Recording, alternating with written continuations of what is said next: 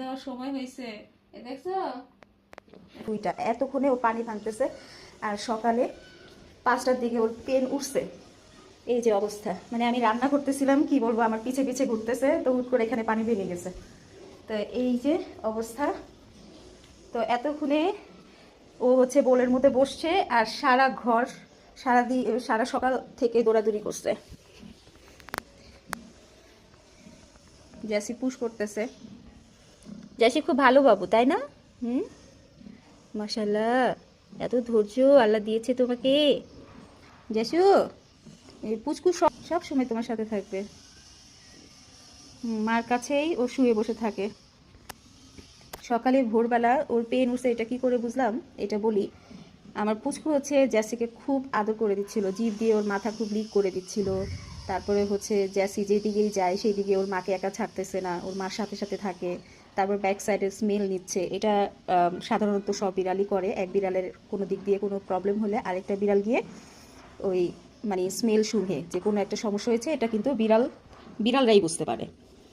তো কি করব, এই যে ওকে নিয়ে এখন বসে আছি আমি। ওর কাছ থেকে একটু দূরে সরে গেলে জ্যাসি দেখা যাচ্ছে আমার পিছে পিছে ঘুরছে আর সারা ঘর পানি পড়ছে।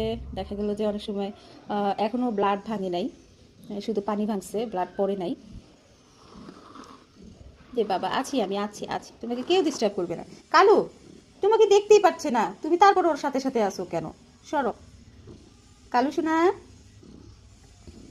কালু একদমই মানে জ্যাসির পিছ ছাড়তেছে না, পুচকুর মতোই ওর পিছে লাগে আছে, কিন্তু জ্যাসি কালুকে সহ্য করতে পারে না। ও ভাবে কি, কালু তো মাত্র 4 মাস, ভাবে কি যে ও মনে হয় এখন দুধ খাবে বা ওর কাছ থেকে ও আদর নিতে চাচ্ছে, কিন্তু জ্যাসি এটা বুঝে যে কালু তো আর ওর বাচ্চা না, এই জন্যে কালুকে সবসময় দূরে দূরে রাখে। আর আরেকটা বিষয়, বিড়ালরা কিন্তু বুঝতে পারে কোনটা মেল কোনটা ফিমেল। তো জ্যাসি তো এখন প্রেগনেন্ট, এই যে ও এখন পুশ করতেছে বাবু দিবে। আর কালু তো যেহেতু মেল, কালুকে যেদিন ফার্স্ট টাইম আমি বাসায় নিয়ে আসি ওই দিন থেকে আমার পুচকু হচ্ছে কালুকে অ্যাকসেপ্ট করে নিছে, কিন্তু এই পর্যন্ত আমার জ্যাসি হচ্ছে কালুকে অ্যাকসেপ্ট করে নাই। এটার কারণ হচ্ছে, কারণ ও হচ্ছে প্রেগনেন্ট, প্লাস হচ্ছে ও মেল। ও ভাবতেছে যে আবার ম্যাটিং যদি জোর করে করে ফেলে, এই জন্য সবসময় মেল বিড়াল মানে কালো বিড়ালটাকে দূরে রেখেছে জ্যাসি। আর দেখতে থাকুন ভিডিওটা, সব কিছু শেয়ার করবো আপনাদের সাথে, বাবুগুলো দেখাবো।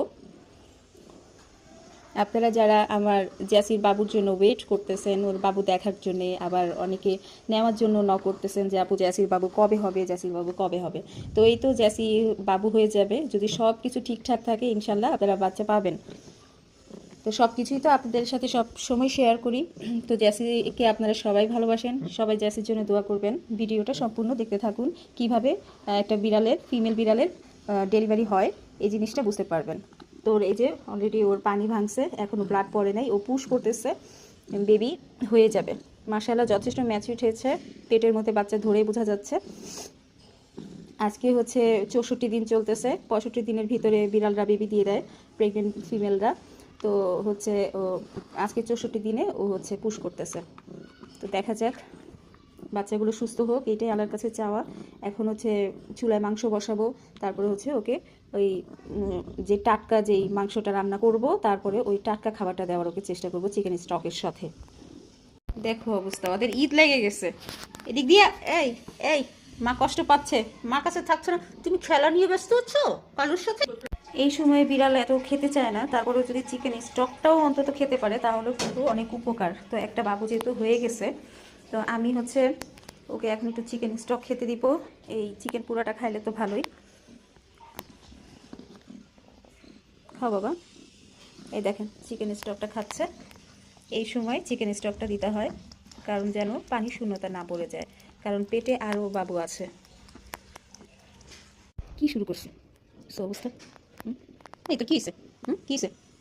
এদিকে কি, এদিকে বারবার কি, এদিকে বারবার কি, কি বাবু নিবা, বাবু, বাবু নিবা, আয় আয় আয় কালু আয়।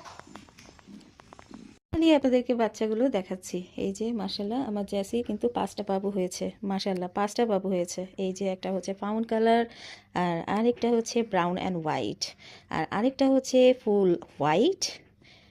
এখন তো ছোট বাচ্চা, বাবা ওগুলো দেখতে দাও, তাই এদের ফারটা ওইরকম বোঝা যাচ্ছে না। এটা কিন্তু জ্যাসির মতো হয়েছে ব্রাউন অ্যান্ড হোয়াইট, আর এইটাও কিন্তু ফাউন অ্যান্ড হোয়াইট।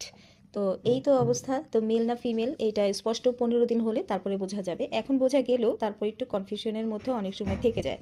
তো এই জন্য আর কি আগে বলাটা ঠিক না। তো হোক 15 দিন, চোখ ফুটুক, আপনাদের সাথে ভালো করে সব কিছু শেয়ার করব।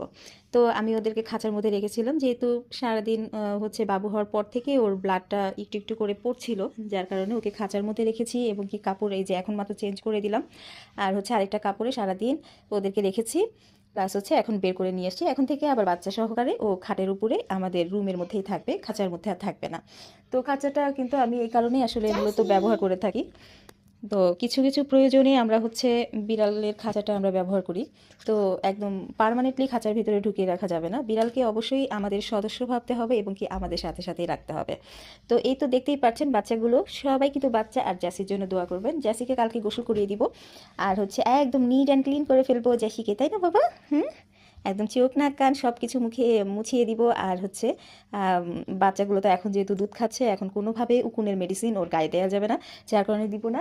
এই যে পুচকুকে দেখতে পাচ্ছেন, পুচকুকে হচ্ছে স্পোটন দিয়ে দিতে হবে। মানে স্পোটনটা হচ্ছে হচ্ছে বিড়ালের গায়ে যে ফ্লিগুলো হয়, ফ্লিগুলো মানে দূর করার জন্য। তো ওইটা দিয়ে দেন হচ্ছে পুচকুকে গোসল করায় দিব।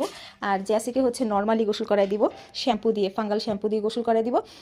আর আমি আরেকটা কথা বলে রাখি, আমি আমার বিড়ালদেরকে যখনই গোসল দেই আমি ফাঙ্গাল শ্যাম্পুটা দিয়েই গোসল দেই। কারণ আমি মনে করি যে নর্মাল শ্যাম্পু দিয়ে গোসল না দিয়ে একটা কার্যকারিতা যেই শ্যাম্পু আছে ওইটা দিয়ে মানে করাই ভালো। কি হয়েছে? কি বাবা? আসো আসো। কি এত আতঙ্ক কেন তোমার? কি হয়েছে? কোথায় শব্দ হয়েছে? কোথায়? তো এভরিওয়ান সবাই ভালো থাকবেন। কালকে জেসিকে গোসল করিয়ে দিব। আহা, দেখছেন কাজটা কি করলো? ছোট বাচ্চাদের সামনে আসলে কখনোই এই কিচেনগুলো রাখতে নেই। আমি এখানে বসে আছি, তারপরেও এই যে এমন একটা টান দিল, বাচ্চাগুলো এখনই উপর হয়ে যাচ্ছিল। তো ব্যথা পাবে না? এরকম করে কেউ? না, আমি জেসিকা করে নিচ্ছিলাম। দেখবা না ওর নখে এটা আঁচড় লাগছে না? আঁচড় লেগে তো এটা সরে গেল, পাগুলো এখনই ব্যথা পাইতো। জেসি তো এভরিওয়ান সবাই ভালো থাকবেন। আল্লাহ হাফিজ। ভিডিওটি ভালো লাগলে লাইক কমেন্ট শেয়ার দিয়ে পাশে থাকবেন। আর ইউটিউবে যদি দেখে থাকেন অবশ্যই সাবস্ক্রাইব করবেন। তো আল্লাহ হাফিজ, সবাই ভালো থাকবেন। আসসালামু